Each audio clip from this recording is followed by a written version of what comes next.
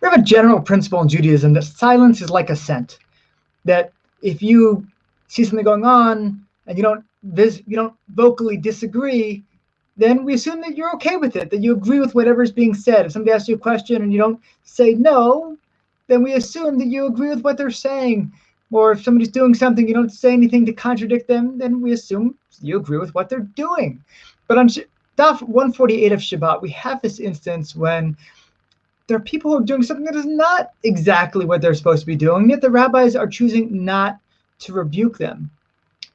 And so why are they being silent if they don't agree with what is going on? It's a different category. It's a category they think, well, you know what? Rebuking is only something that makes sense if somebody's going to listen to the rebuke, if the rebuke is going to actually change the behavior. But if you feel pretty confident the rebuke is not going to change the behavior, that nothing is going to change, then what you've actually done is you've taken an unintentional sin and elevated it to an intentional sin. If somebody's just ignorant, they don't know they're doing something is wrong, so you want to tell them, oh, by the way, you shouldn't do that. It's a wrong thing for them to be doing.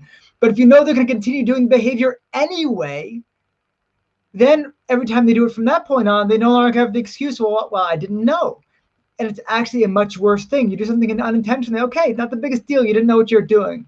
But you do something intentionally, that actually is a very big deal. And you don't want to be going in that direction at all. So there's a whole category that says, okay, we don't always say that silence is going to be assent.